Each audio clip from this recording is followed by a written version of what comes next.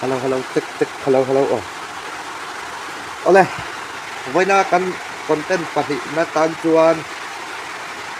Telegram ani Telegram hi atuna hian an ben me ka India ramin mo. Khami kha kan lut thei to lawa. Lut thei lo tila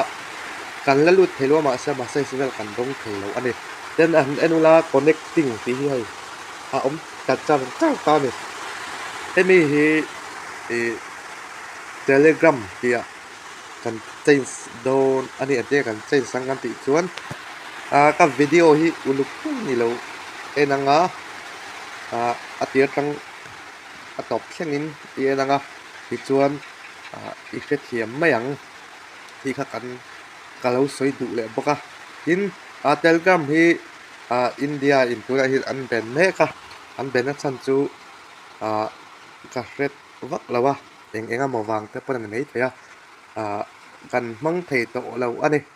ti chuanin ai Play Store apan lut an search maila search bara hian Telegram hay looking through Telegram ti anita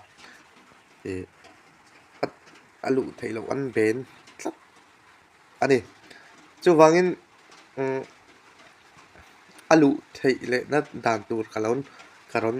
ril don chewa uluk ta ne milo en sakle don ye ti kha ka soi tu ani ole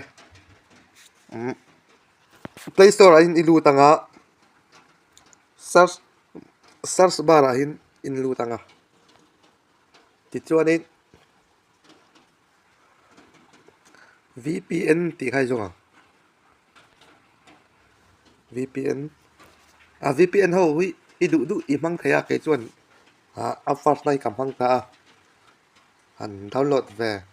zux ula mb te alien lowa in lo nei lo chuan ti chuanin yan download zawa kan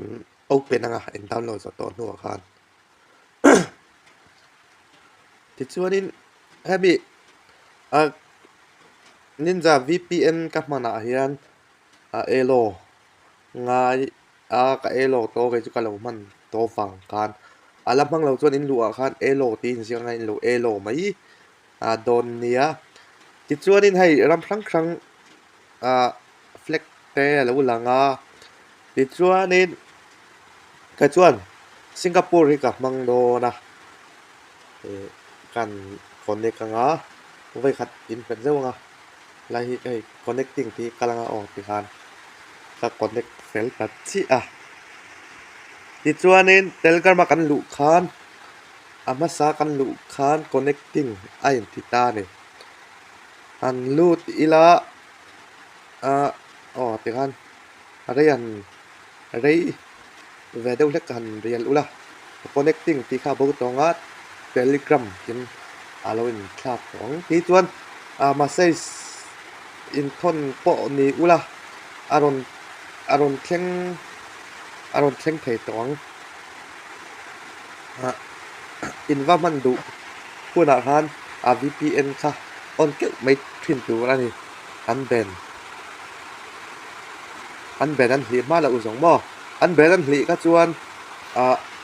connecting ti kha to long Play Store po khan update theina lo tong ti kha toy tai ngan soi le vel ani chu ole ka video tha te iti midang bula mi lo share sak mela ti chuan nangwa po khan like and share kha min lo tek sak vele don nia kalom le ang